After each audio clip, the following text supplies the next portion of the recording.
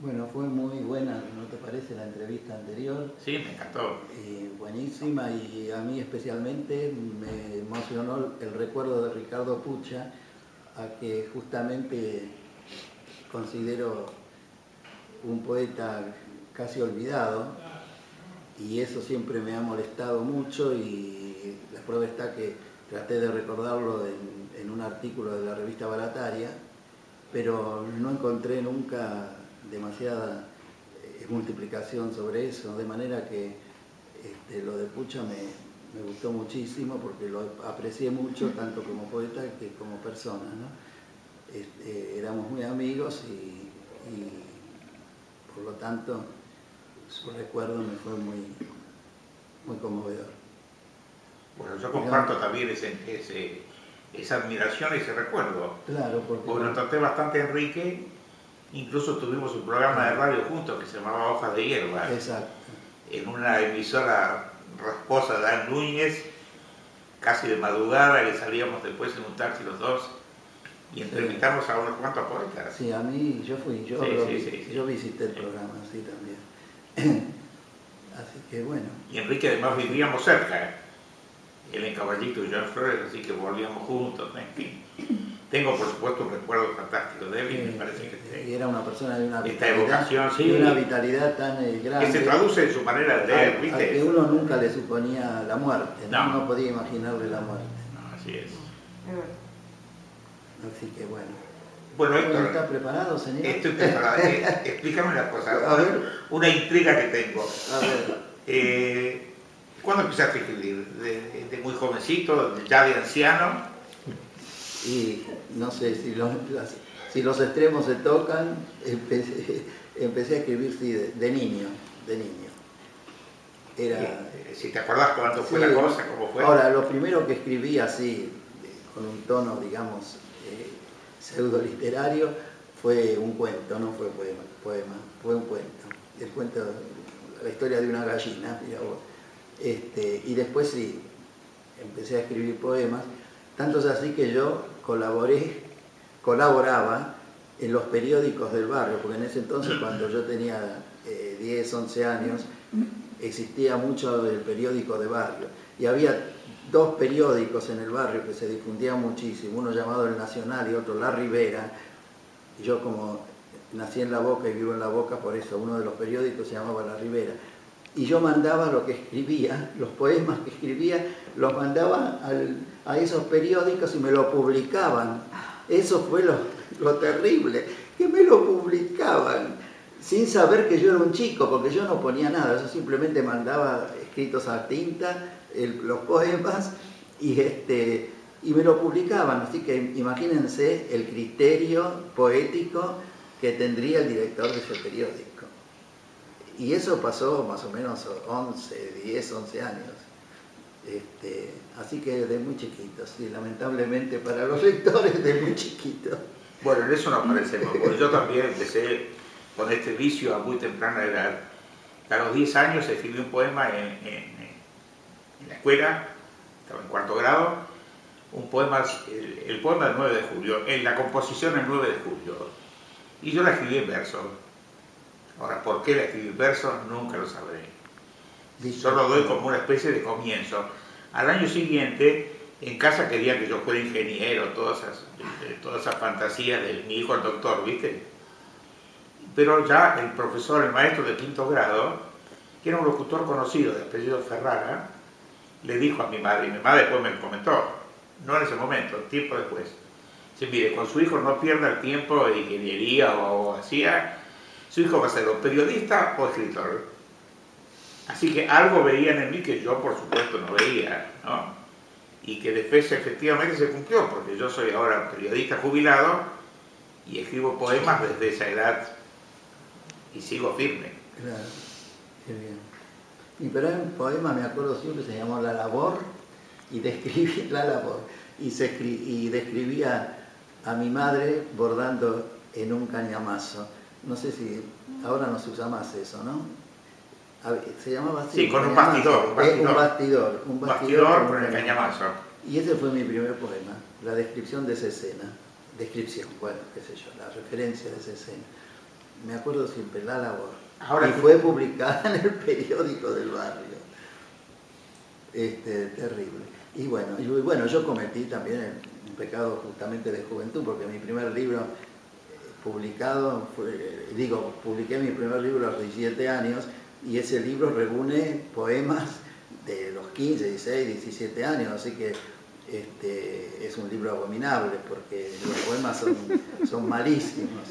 Esos primeros libros uno suele arrepentirse, ¿no? Cuando sí, lo publicas a esa edad. Sí, yo lo eliminé, en mis obras completas lo eliminé, porque decididamente lo eliminé. A lo mejor me equivoco y a lo mejor que escribí, pero no sé, no creo. ¿Y vos? ¿Tu primer libro?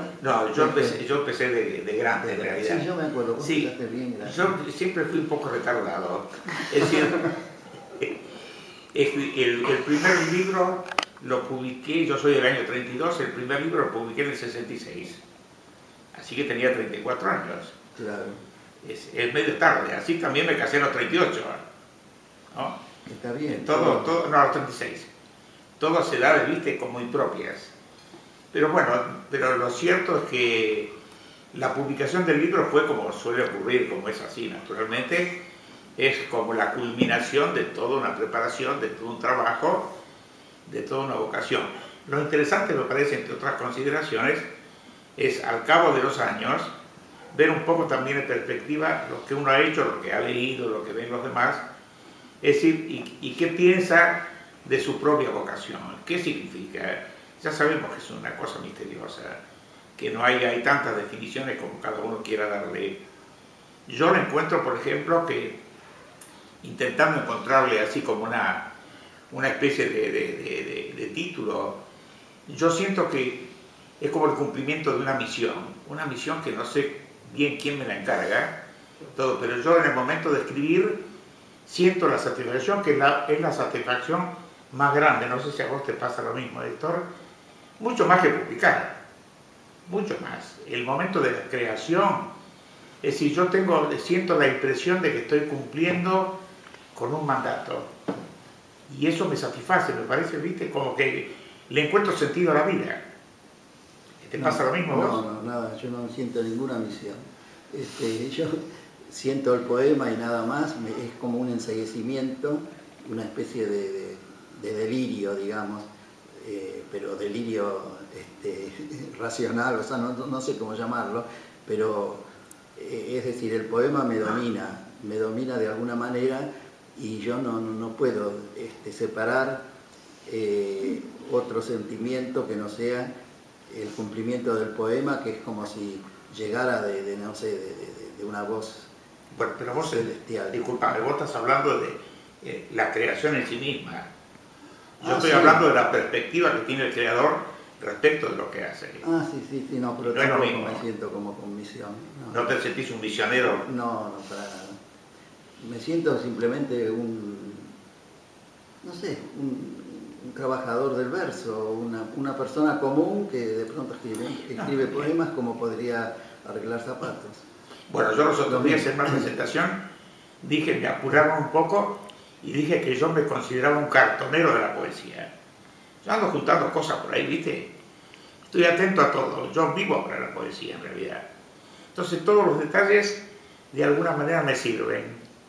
Los más niños, eso es cierto, los más importantes. Entonces después eso se va concatenando, se ata, se desata y de pronto forma un poema. Así que en ese sentido ando juntando como el monje de Romeo y Julieta, ¿viste? Que andaba por el bosque juntando flores para sus venenos. Y no, eso sí, porque claro, el poeta está atento a ti, cualquier descubrimiento puede ser el principio de un poema. Hay una definición sobre poesía de Baudelaire que es la que creo que está más acertada, porque a mí al menos me gusta muchísimo, que dice, la poesía empieza cuando el hombre ve volar a un pájaro y se transforma en él. Me parece precioso eso. Y en parte es lo que decís vos y lo que yo también corroboro. Es de pronto esa ráfaga de magia, esa ráfaga de luz que uno recibe y lo convierte en poesía. Que puede llegar por cualquier vehículo, ¿no? Ya sea un vaso de vino, como lo que dice Baudelaire, un pájaro volando.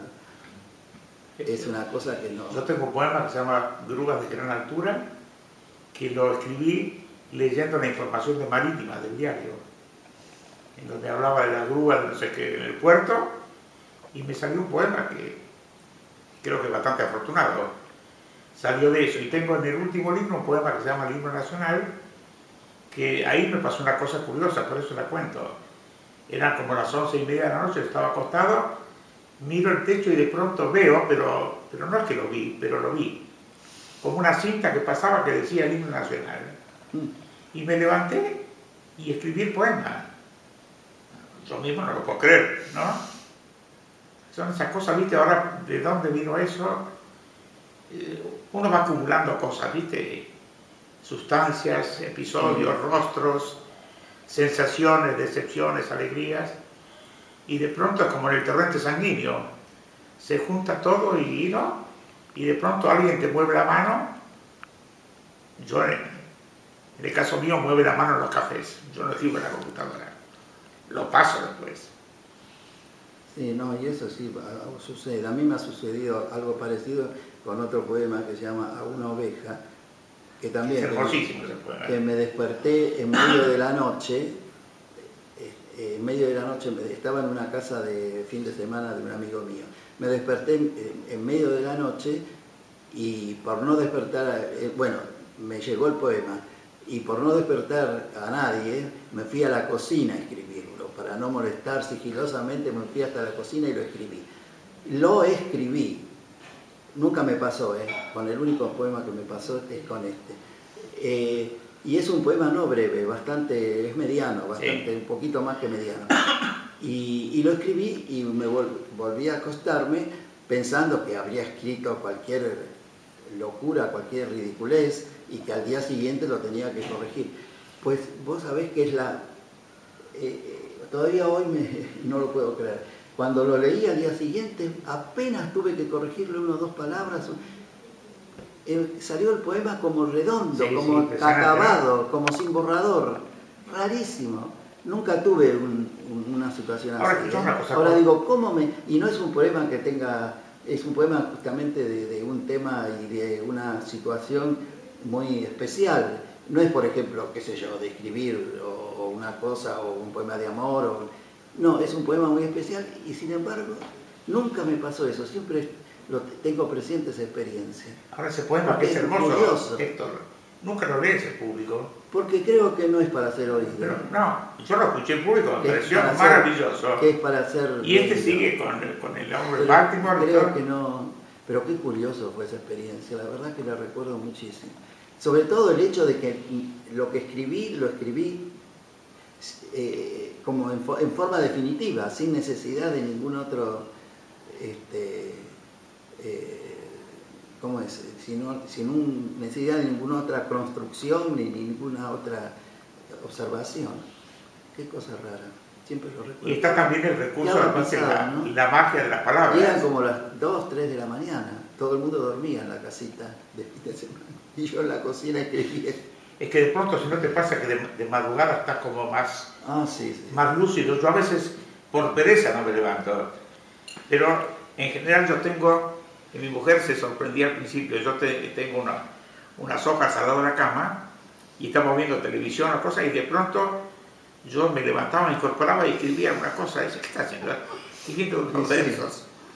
Y voy juntando cosas, ¿viste? De pronto te dicen, qué sé yo, perro chino, y a vos se te prendió la lamparita y con ese perro chino das un salto, ¿no? Y escribís algo, o por lo menos yo tengo, supongo que todos los poetas lo tienen, como una especie de depósito, ¿viste?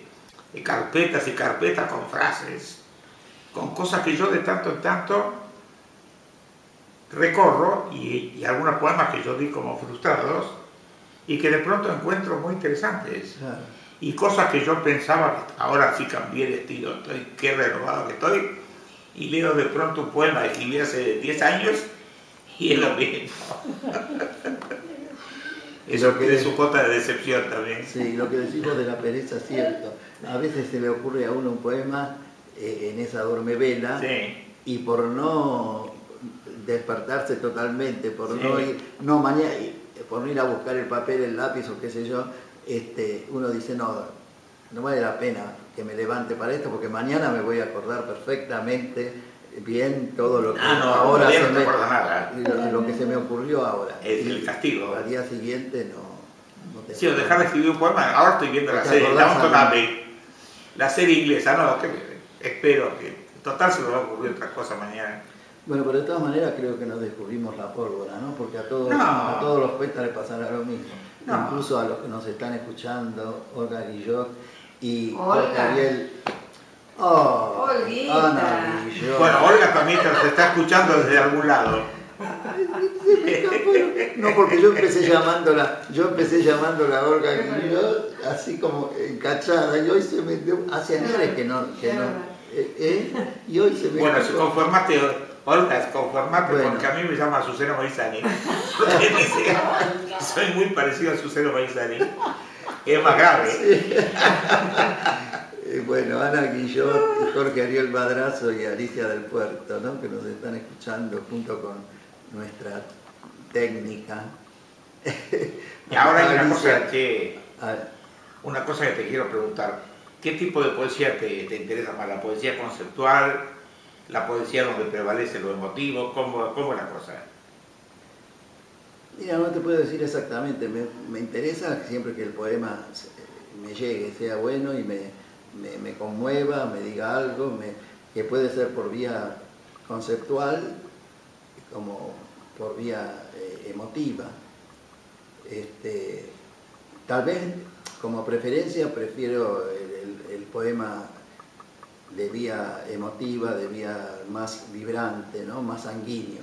Prefiero el poema sanguíneo más que el poema intelectualizado o el poema racionalizado. Pero si es bueno, como por ejemplo un Eliot o un Pound, pues, entonces ya también uno, ¿no es cierto?, se estremece igualmente. En fin, lo que te estremece en realidad es que el poema sea poema, que la calidad del poema sea evidente. Bueno, pero también es importante, Héctor, es importante pero también claro, ahí la calidad del que lo recibe, porque de pronto hay poemas estupendos que uno están tan lejos de tu sensibilidad. Hay gente que tiene un espectro sensible muy amplio, otros menos. De pronto hay cosas valiosas, importantes, y que finalmente te dejan frío. Puedes decir, bueno, lo tomás en todo caso como una limitación propia. Yo, por ejemplo, a Gilby, en mis años juveniles y los semijuveniles de él, le hice bastantes críticas de los libros y establecimos como una especie de amistad. Pero llegó un punto que yo dije, a mí esta poesía no me interesa. Entonces cortamos, dejé de hacer las notas y cortamos la relación. Ahora, reconozco que Gilby es un poeta, además una vida del poeta, full time, una personalidad interesante, tiene poemas que realmente me parecen espléndidos, pero siempre me pareció una cosa como muy así, muy de laboratorio, ¿no? Y yo soy de una línea más bien dramática, aunque soy hijo de españoles, podría ser hijo de napolitanos, ¿no?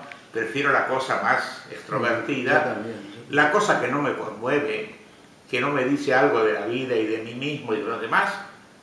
Podrá ser fantástica, pero esto no me interesa. A esta altura yo ya sé lo que me interesa y tampoco pierdo tiempo. Bueno, vos dijiste de Gilby que te parecen como poemas de laboratorio. Y Gilby siempre fue una incógnita para mí en este sentido. Cuando yo con un grupo de poetas jóvenes, fundamos la revista Existencia, fuimos a entrevistar a Gilby, que estaba en la cresta de la ola, ¿no? Era el poeta casi más famoso en ese momento, y nos confesó que él todos los días, todas las mañanas se sentaba ante la máquina de escribir para escribir, para escribir un poema. Y eso a mí, desde esa época, te hablo de los años 50, ¿no? Cuando lo visitamos, me quedó, no sé, muy ¿No te gustó? No me gustó y me desconcertó, porque, bueno, yo no concibo que alguien se pueda sentar ante la máquina de escribir. Sí, como una cosa automática, ¿viste? ¿Cómo se puede hacer poesía? Pones una moneda y sale poema. Es decir, ¿cómo se puede hacer poesía como se puede hacer ensayo o novela? Porque eso lo considero muy válido en un novelista o en un ensayista. Pero que un poeta se siente ante la máquina para escribir un poema, no sé. Y él lo dijo con la mayor naturalidad y con una convicción total, ¿no? Todas las mañanas trabajaba el poema en la máquina. Y eso a mí siempre digo, nunca intenté imitarlo. Lamentablemente nunca. Lamentablemente, ¿por qué? Y bueno, porque finalmente a nuestra edad uno termina encontrando su propia voz. Es decir, yo tengo, y supongo que vos también, y Jorge y Ana lo mismo, no Ana menos porque es más joven, pero está en eso. Pero finalmente uno termina por aceptarse con sus limitaciones, si no es completamente tonto, ¿no? O muy soberbio, muy engañado, termina por aceptar sus limitaciones y decir, bueno, este finalmente es el terreno que yo me siento seguro y ahí voy a trabajar. El resto, los vecinos, los que tienen lotes de al lado, los saludo. Y nos saludamos, ¿qué tal? ¿Cómo te va? Pero viste, cada uno cosecha lo suyo y siembra lo que puede. Porque todos hacemos lo que podemos. Obvio, ¿no? Claro. Bueno, nuestro destino es muy triste, como se ve. ¿Cómo? ¿Qué?